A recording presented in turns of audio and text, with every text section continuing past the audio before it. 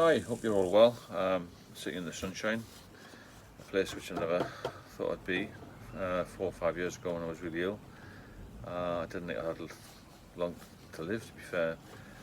I'm going to go over a little bit of small stuff with a few additions.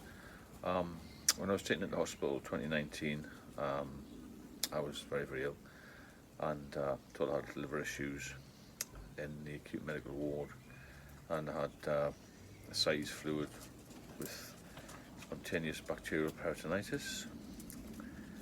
Only 50% of people actually recover from that. So recover from that was a miracle really to start with. Um, this ascites fluid is basically protein that the liver can't deal with. It kept building up, and each time it built up, you had what was called an ascites drain, where they put a long needle into your abdomen and drain off the fluid. It takes about 6 hours to drain it off. They took various amounts off, up to 26 litres at one point in one drain, which is a bit of a record, I think, for the hospital. Um, then I left the October, came back in November, and I had a seizure in the hospital. I think I've covered this in the past video. And I was still very ill, obviously.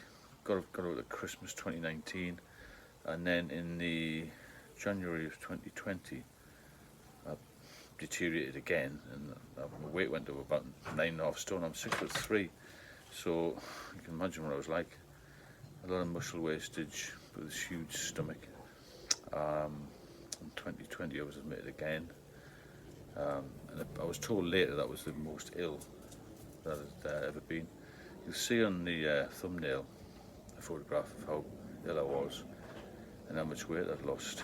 What I want to talk to you about really is about how I got back to a reasonable level of health quite quickly, and that was following the doctor's instructions really.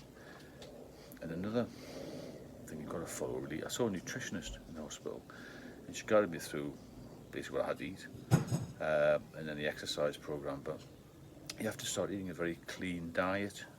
What I mean by that is lots of fruit and veg. It's common sense really. Things like chicken, don't have too much salt because that can affect the liver. And you've got to be very, very strict with this. Don't add any salt to your food, and just try and moderate any cravings you've got, because you will get cravings for chocolate and sweets and things like that. When you give it the alcohol, you've got to replace it with something. You've got to moderate all that.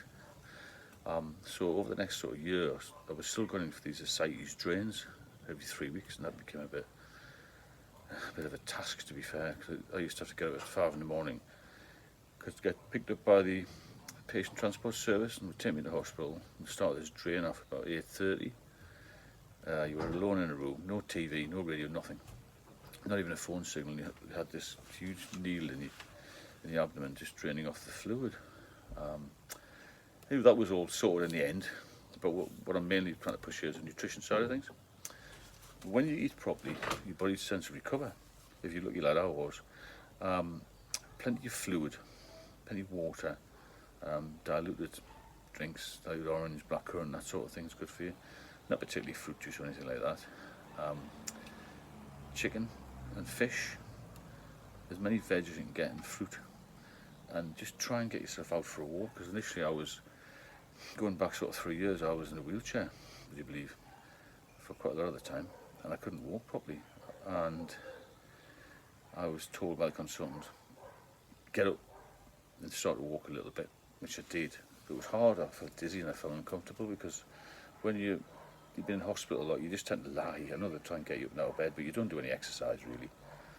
You've got to focus on that and pull yourself around. So it's a bit of a miracle I'm actually here telling you about this, but what I want to emphasise is never lose hope and be positive, because if you do the right things, you follow the right advice, you listen to the right people, and don't deviate from that, then you will recover from this, because otherwise there's only one way it can go, and that's downwards. And I've managed to achieve a much better life out of this. My experiences of the past have moulded me into a much better person, and from this I've learned a lot, a hell of a lot about people and about life and how wonderful life can be. And I'm here really to help you if you want to be helped. And you can contact me for any advice that you may require, and I'll get back to you within 24 hours. Obviously, if you're enjoying the channel, then please subscribe, and I'll speak to you all very soon.